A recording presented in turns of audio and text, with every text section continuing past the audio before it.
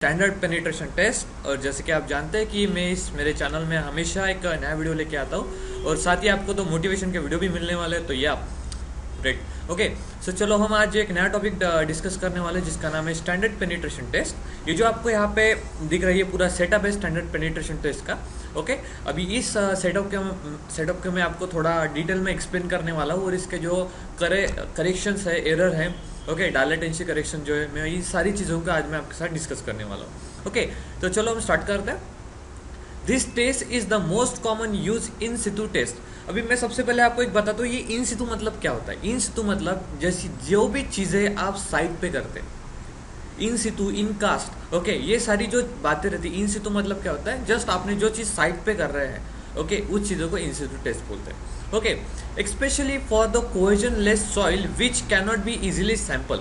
Okay, cohesion less soil के लिए हम ये एसपीटी करते हैं, स्टैंडर्ड पेनिट्रेशन टेस्ट करते हैं। Okay, the test is extremely useful for the determining the relative density and angle of shearing resistance which is called as a phi of the cohesionless soil. It can also determine the unconfined compressive strength of the cohesion soil। देखो, ये तीन चीज़ों के लिए हम SPT करते हैं। Okay, आप अगर बुक लेके बैठे हैं तो ये तीन चीज़ें नोट कर लीजिएगा। Okay, next slide. सबसे पहले ये जो आप यहाँ पे दिख रहे हैं, ये जो आपको ये सारी चीज़ें दिख रही है यहाँ पे, ये चीज़ों में कौन कौन सी चीज़ें, मतलब ये जो सेटअप में क्या क्या हमें लिया है वो सब मैं आपको बताता हूँ। ओके, देखो, tripod stand, split spoon sampler, it consists of the driving shoe of about 75 mm long, steel tube 450 mm long, okay, and this split longitudinally in two holes having inner dimension 38 mm and outer dimension 50 mm. Coupling at the top of the tube is 150 mm long. देखो, अभी कैसा एक tripod stand, ऐसे तीन जैसे tripod stand है यहाँ पे, अगर आपको यहाँ पे दिख रहा होगा तो देखो, ये ट्राइपॉड स्टैंड बोलते हैं। 1 2 3, यहाँ पे पुली लगी है, यहाँ पे एक रोप है और यहाँ पे ये जो है, ये जो लगा है, इसके नीचे है स्प्लिट स्पून सैम्पलर। ओके, तो एक ड्राइविंग शू हमने लिया है, ओके, उसके ऊपर लगाते हैं। 450 की एक स्टील ट्यूब रहती है जो ऐसे दोनों साइड में ओपन होती है क्योंकि कोहेजन लेस सॉइल के लिए हम कर रहे हैं, और उसके ऊपर उसको बंद करने के लिए एक साइड से क्लोजिंग वॉल रहता है, ठीक है, जिसको हम कपलिंग बोलते हैं, जो 150 mm का लॉन्ग रहता है। ओके, उसके बाद एक गाइड पाइप रहता है। गाइड पाइप मतलब कौन सा है? गाइड पाइप ये है, ये जो आपको दिख रहा है ना यहाँ पे, ताकि ये जो लोड हम डालते हैं वो प्रॉपर्ली परपेंडिकुलर उसके ऊपर पड़ना चाहिए। ओके, नहीं तो क्या होगा, ऐसे टेढ़े हो जाएगा, इसलिए वो स्ट्रेट जाना चाहिए, इसलिए हम गाइड पाइप यूज करते हैं। ओके, एक ड्रिल रॉड रहता है, then drop hammer weight of 63.8, ये चीज़ कभी भूलना नहीं, 63.8 kg का ही हम लोड स्टैंडर्ड पेनिट्रेशन टेस्ट में यूज करते हैं। ओके, ये सारी चीज़ें होगी जो हमें एसपीडी में लगती है। आफ्टर दैट ये ट्राइपॉड होस्ट, ये जो भी आपको बताता मैं, the drop hammer is attach at the rope of the tripod hoist by operating which of the weight is lifted. ठीक है, देखो 1 2 3 ये हो गया ट्राइपॉड। ओके, यहाँ पे होगी पुली, ओके, और यहाँ के ये जो आपको दिख रही है ये रोप है। Okay, after that split spoon sampler कैसा रहता है अभी मैं आपको बताता हूँ। देखो, ये है स्प्लिट स्पून सैम्पलर जो कि 450 mm लॉन्ग है। ओके, ये ड्राइविंग शू है जो इसके अंदर, मतलब ऐसे दोनों को बंद करने इसके ऊपर हम इसे डालते हैं। ओके, और कपलिंग है, ये है कपलिंग। ओके, इसके अंदर इसको 400 ये स्प्लिट स्पून सैम्पलर को डालते हैं ताकि ये ऐसे निकले ना डायरेक्टली। ओके, उसके बाद ये है हैमर, 63.5 kg का हम हैमर यूज करते हैं। ओके, ये और ये जो हैमर है ये 750 mm मतलब 30 इंच के ऊपर से हम उसके ऊपर ड्रॉप करते हैं। ओके, सैम्पलर के ऊपर, ये बेसिक मतलब फॉलोइंग है। उसके बाद ये जो आपको दिख रहा है ये है, it is use to keep equipment making a bore hole. ठीक है, it is use to keep the bore hole at 150 mm, 300 mm and 450 mm। अगर आपको मैं बता दूं, पहले 150 mm के लिए हम रीडिंग रिकॉर्ड नहीं करते हैं। आफ्टर दैट 30 एंड 400 mm के लिए हम क्या, 450 mm के लिए हम क्या करते हैं, रीडिंग रिकॉर्ड करते हैं। ओके, इसके ऊपर हम क्या करते हैं, इसे मार्क करते हैं। मार्क करने से हमें पता चल जाता है कि ये कितना डाउन गया है करके, कितना डिस्टेंस में अंदर उसके बोरिंग किए करके। ओके, आफ्टर दैट इसको ड्राइविंग हेड बोलते हैं और इसको लिफ्टिंग बेल बोलते हैं। ड्राइविंग हेड मतलब कि इसके ऊपर लोड पड़ता है ऐसे, ठीक है, इसको स्क्रूट करने का इसके ऊपर लोड होता है और ये लोड क्या करता है, प्रॉपर जो सैम्पलर है उसको प्रॉपर अंदर धकेलता है। ओके, और ये लिफ्टिंग बेल है। आफ्टर दैट ये प्रोसीजर है स्टैंडर्ड पेनिट्रेशन टेस्ट की। अभी तक मैंने आपको जस्ट उसके जो क्या क्या चीज़ें यूज़ करते हैं, कौन कौन से सैम्पलर हैं, ओके, उनका डायमेंशन क्या है, ये सारी चीज़ें मैंने आपको बताया। अभी मैं आपको प्रोसीजर बताने जा रहा हूँ। प्रोसीजर ऐसी रहती है, सबसे पहले step number 1, the bore hole is to be drill up to the desired depth. आपको बोर होल जो जहाँ पे आप कर रहे हैं ये टेस्ट, आपको समथिंग डिस्टेंस में, मतलब थोड़े डिस्टेंस पे आपको उसको करना है, एक्सकर्ट करना है।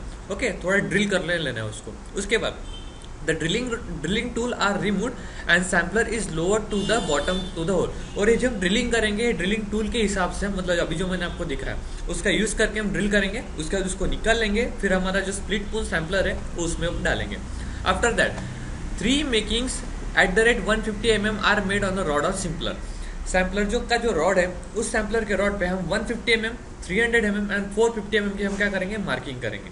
उसके बाद the sample is driven into the soil by drop hammer falling the height 150 mm eight the rate 30 blows पर मिनट। 1 मिनट पे 30 ब्लो, मतलब 1 2 3 ऐसे 30 बार हम वेट को 750 mm हाइट से हम उसको गिराएंगे सैम्पलर के ऊपर। ओके, और उसके बाद जब तक 150 mm हाइट अचीव नहीं होती तब तक हम उसको करेंगे, लेकिन 30 ही ब्लो करेंगे। 1 मिनट में 30 ब्लो करेंगे जब तक आपका 150 mm हाइट डेप्थ अचीव हो जाता है, उसके बाद उसको रोक देंगे। मतलब हमारा रीडिंग कैसे आएगा, 150 mm हाइट तक, मतलब 150 mm की हाइट की डेप्थ जब तक वो जाती नहीं तब तक कितने मिनट हुई। अगर 2 मिनट हुए तो मेरे 60 ब्लो होंगे, मतलब 60 ब्लोज लगे मुझे 150 mm की पहली डेप्थ अचीव करने के लिए। ओके, लेकिन पहली डेप्थ जो रहती है हम उसको निगोशिएट करते हैं, हम उसको कंसिडर नहीं करते। The sampler, okay, the number of blows required to drive each 150 mm sample is counted. जैसे कि मैंने अभी बोला, अगर मुझे 2 मिनट लग रहा है तो कितने सैम्पल ब्लो होंगे, 60 ब्लोज होंगे। Okay, after that the number of blows recorded for the first 150 is disregarded, मतलब हम उसको रिकॉर्ड नहीं करते। Okay, the number of the blow recorded for the last 150, मतलब 300 और 450 का जो अचीव होगा वो हम इंटरवल का हम क्या करते हैं, उसको रिकॉर्ड करते हैं। वो जो नंबर मिलता है उसको बोलता है स्टैंडर्ड पेनिट्रेशन नंबर, जिसको हम एन से डिनोट करते हैं। ओके, ये जो एन है इसको बोलते हैं स्टैंडर्ड पेनिट्रेशन नंबर। ओके, उसके बाद likewise the other sample of the soil are collected at the interval of 1.67 metre और where the soil profile strata changes. ठीक है, अगर आपका सॉइल प्रोफाइल का स्टाटा चेंज हुआ तो IS 6403-1981 का यूज करके हम ये इसको प्रोसेस उसकी फॉलो करते हैं। ओके, नाउ यहाँ पे 2 करेक्शन है, एक डायलेटेंसी करेक्शन है। ओके, पहला करेक्शन ऐसा है, silty fine sand and fine sand below the water table develop pore pressure which is not easily dissipated. The pore pressure increase the resistance of the soil and hence the penetration is occur. The following correction is applied when the observe value, अगर ये हमारा standard penetration number हम exceed 15 के ऊपर होता है और जहाँ पे सिल्टी फाइन सैंड और फाइन सैंड होती है तो जाके हम डायलेटेंसी करेक्शन अप्लाई करते हैं, जो कि दिया जाता है 15 + 0.5 NR - 15, where NR is the recorded value of N मतलब स्टैंडर्ड पेनिट्रेशन नंबर।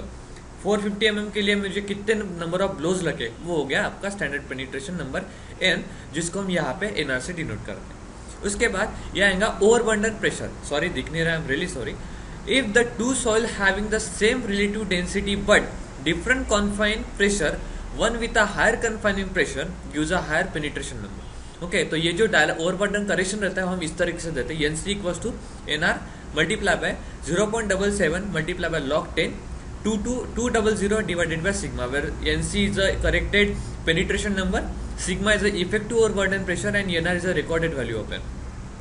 उसके बाद मैं आपको बताने जा रहा हूँ कि hammer and show in marking, यहाँ ये जो आपको दिख रहा है, ठीक है, यहाँ पे देखो 150, 300 एंड 450 के यहाँ पे मार्किंग की, और ये जो हैमर है इसके ऊपर से ऐसे उसके ऊपर हैमर करेंगे, मतलब 750 mm के ऊपर उसको बम्बार्ड करेंगे। उसके बाद ये यहाँ पे एक टेबल है जो आपको बताएगा कि नंबर ऑफ ब्लोज, फ्रिक्शन और रिलेटिव डेंसिटी किस तरीके से कोरिलेट करता है। अगर आपकी सैंड बहुत लूज है, ठीक है, तो आपको 4 से कम मतलब नंबर ऑफ ब्लोज के अंदर आपको 300 mm की जो डेप्थ डिजायर हो जाएंगी, उससे आपको एंगल ऑफ फ्रिक्शन आपका 30 डिग्री से कम रहेगा और आपकी डेंसिटी 15% से कम रहेगी। ओके, अगर लूज सॉइल रहती है तो आपका जो नंबर ऑफ ब्लोज है वो 4 to 10 ब्लोज में आएगा।